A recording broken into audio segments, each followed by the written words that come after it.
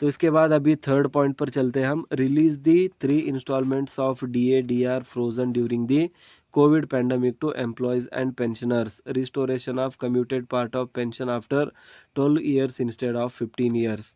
तो जो कोविड समय का डीए डीआर है उसके बारे में भी, 18 मंथ्स का जो डीए है उसके बारे में भी सरकारी कर्मियों ने यहाँ पे मांग रख ली है।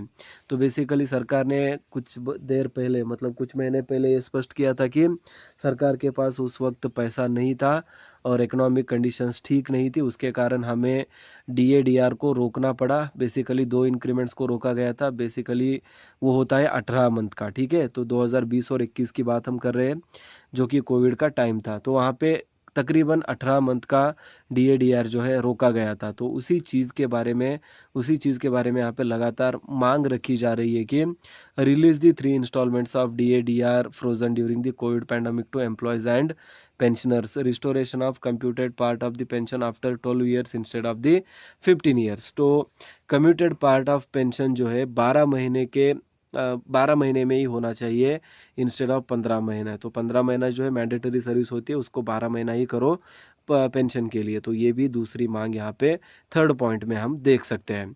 तो आप यहाँ पे समझ पा रहे होंगे कि सरकार के सामने सभी मांगे हैं। 8वें वेतन आयोग का जो गठन है वो किया जाए तुरंत, उसके बाद एनपीएस को कैंसिल करके ओपीएस लाया जाए। फिर तीसरे में लिखा गया है कि 18 मंथ का जो डीए है इसको तुरंत ही रिलीज़ कर दिए, क्योंकि ये सरकारी कर्मियों का हक होता है, पेंशनर्स का हक होता है। आप उसको डिले कर सकते हैं, लेकिन ऐसे ही कंप्लीटली अबॉलिश नहीं कर सकते या फिर उसको मतलब गायब नहीं कर सकते आप, ठीक है। तो ये 3 मांगे हो गई, फिर और भी मांगे। बिल्कुल वीडियो को एंड तक देखिए, पूरा मामला यहाँ पे हमें समझ में आ जाएगा।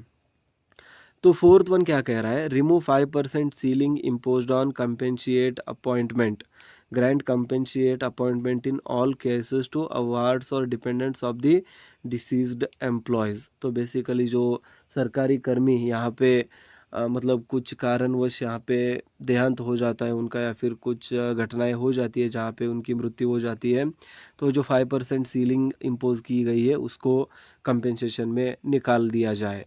और फिर उसके बाद फिफ्थ पॉइंट जो है, fill up vacant post of all cadre in all the departments, stop outsourcing and corporatisation in government departments.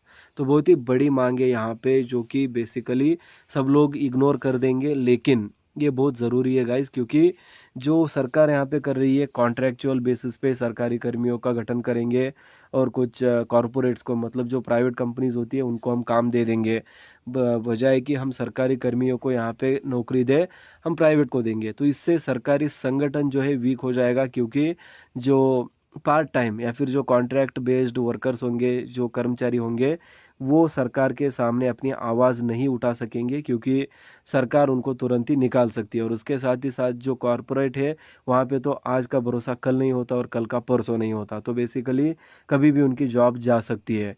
तो इसकी एक वजह है कि सरकार कंट्रोल जो है अपने हित में रखना चाहता है, या फिर जो कहते हैं ना कि मोदी गवर्नमेंट थोड़ा सा मतलब प्राइवेटाइजेशन पे ज़्यादा फोकस करती है। तो नॉट ओनली मोदी सरकार, तो बेसिकली ये भी गलत होगा कि हम सिर्फ मोदी जी को यहाँ पे बोल रहे हैं, सभी सरकारें ये चीज़ करती हुई आ रही है। और अभी प्रेजेंटली तो सेंट्रल गवर्नमेंट में मतलब बीजेपी है, तो उन्हीं को हम यहाँ पे पॉइंट आउट कर रहे हैं कि जो कॉर्पोराइजेशन हो रहा है या फिर प्राइवेटाइजेशन हो रहा है उसको रोका जाए, और सरकारी कर्मियों को, सरकार मतलब गवर्नमेंट एम्प्लॉयज़ को यहाँ पे रिक्रूट किया जाए, जो कि अपनी आवाज़ भी उठा सकेंगे और वक्त आने पर कोर्ट का दरवाज़ा भी खटखटा सकेंगे। तो उनको कोई निकाल नहीं सकता, या फिर मतलब जब तक कि वो सच में अगर कुछ बुरा काम करते या फिर जो कुछ रॉन्ग करते, तब तक उनको नहीं निकाला जा सकता।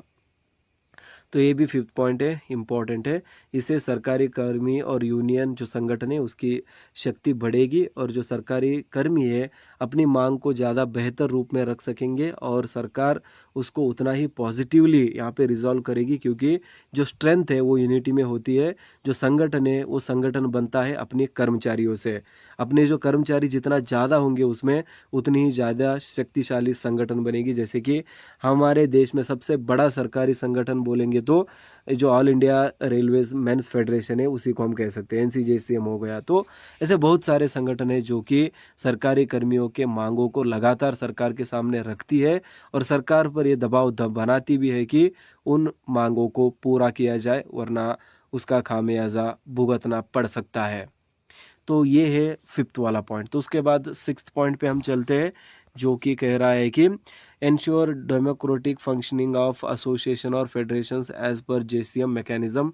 तो यहाँ पे डेमोक्रेटिक रूप से एनसीजेसीएम जो संगठन होते हैं उनका यहाँ पे काम होना चाहिए। उसके बाद ए बी ऐसे दिए गए हैं, ग्रांट रिकॉग्नाइजेशन टू एसोसिएशन और federations which are pending, withdraw the derecognition orders of AIPUZ, GRC Union, NFPE and ISRO SA Union.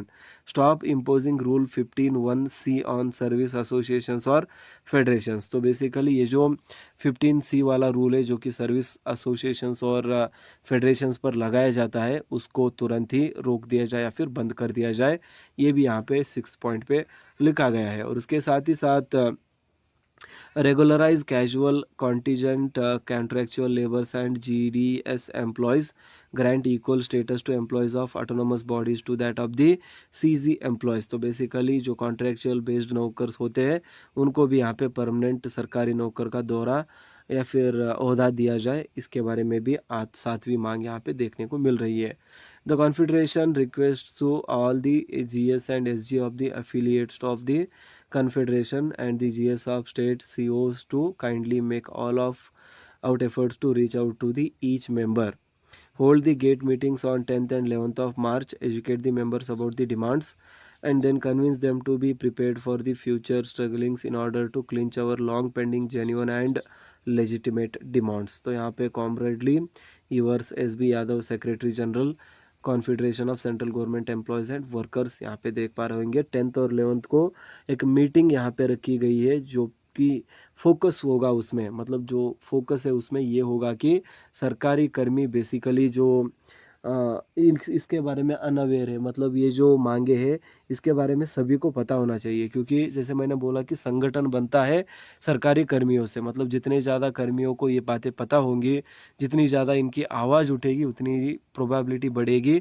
सरकार इन सभी चीज़ों को मानेगी और जो मांगे हैं मतलब लेजिटिमेट और फेयर मांगे हैं उनको सरकार अपनी तरफ से कंप्लीट करके देगी।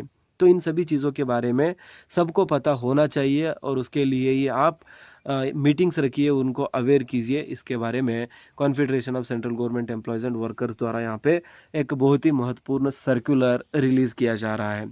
तो आप देख पा रहे हैं ऑफिशियल सर्कुलर भी आपके सामने स्क्रीन पे मैं शेयर कर रहा हूँ। Circular to all officers and bearers dear comrades and then charter of demands, यहाँ पे बोला गया है कि क्या कुछ डिमांड्स यहाँ पे रखी गई है।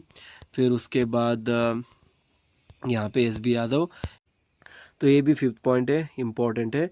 इससे सरकारी कर्मी और यूनियन जो संगठन है उसकी शक्ति बढ़ेगी और जो सरकारी कर्मी है अपनी मांग को ज़्यादा बेहतर रूप में रख सकेंगे और सरकार उसको उतना ही पॉजिटिवली यहाँ पे रिजॉल्व करेगी, क्योंकि जो स्ट्रेंथ है वो यूनिटी में होती है।